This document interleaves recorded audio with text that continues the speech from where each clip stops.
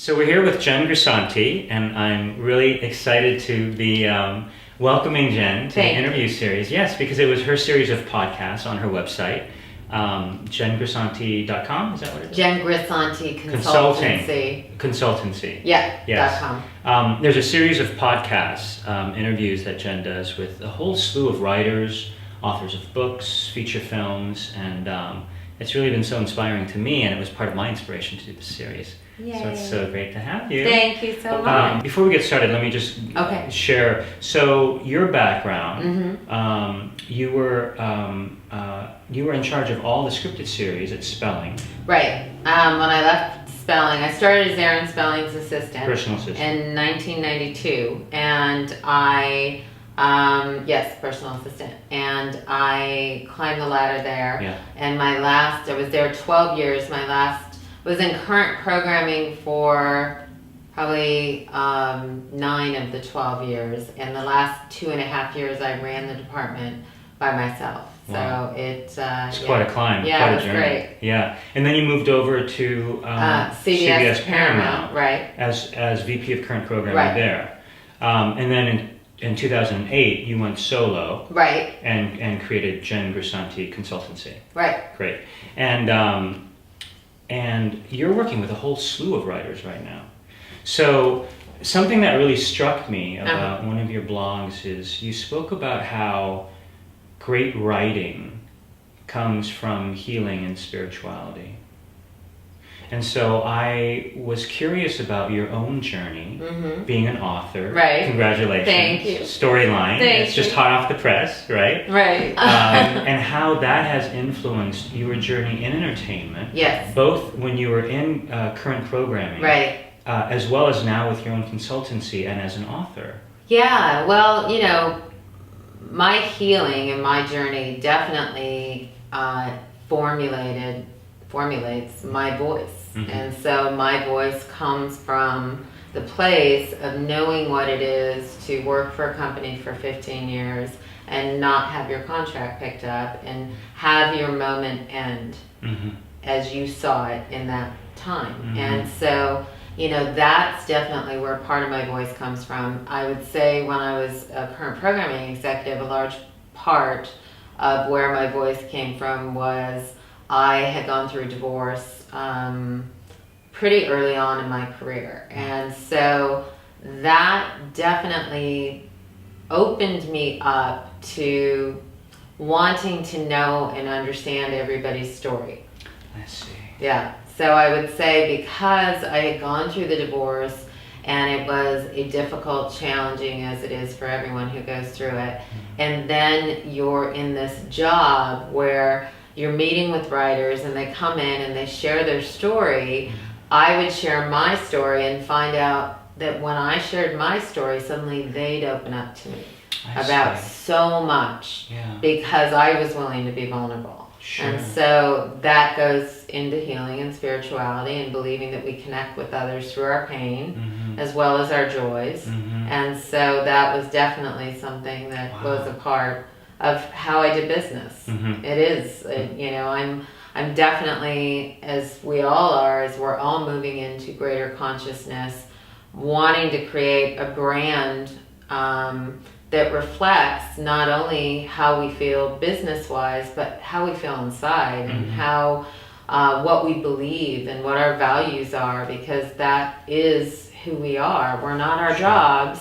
We're a mixture of everything that's going on inside mixed with what we do. Right. Yeah, our jobs are really an extension and expression of those inner values. Exactly. So it sounds like the healing process through your divorce, not only, it sounds like two things I heard. One was it gave you a depth of empathy and curiosity, having gone through something like that, what the story and journey of other people and the writers are. Right. As well as, it sounds like a real courage in being vulnerable and open. Yes.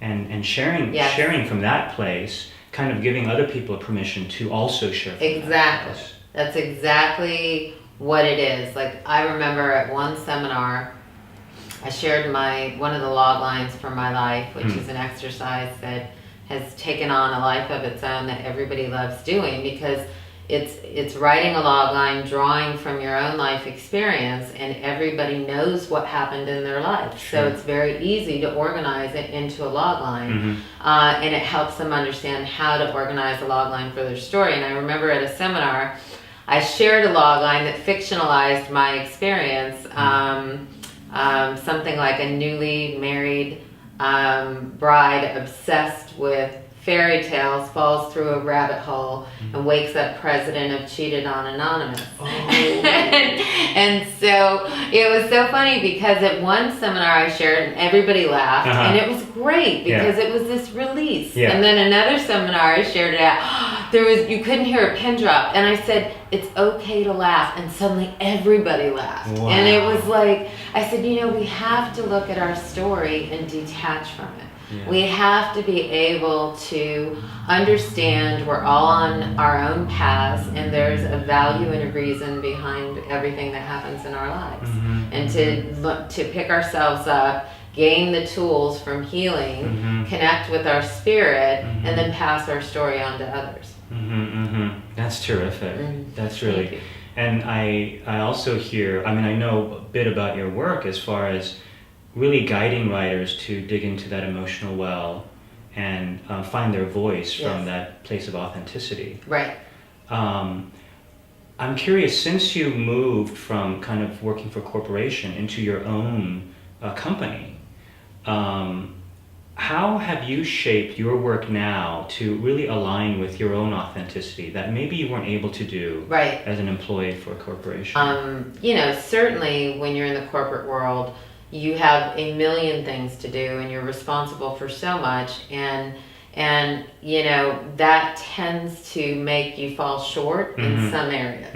So definitely when I designed my company, it was, how do I do something simple that I'm an expert at, that I can really apply and not go into 5 different directions, but really go into the simplicity of developing story with feature TV and novelists, writers, as a way to bring everything I've learned over the last now 18 years to them, so that their creative process can unfold and evolve in the best way possible. So it definitely, and again, it's in every meeting I have. Very often I share parts of myself to pull out parts of them, so that they can understand, you can really use your truth, not in an autobiographical way, but in a fictionalized way in your story, so that you're coming from an authentic place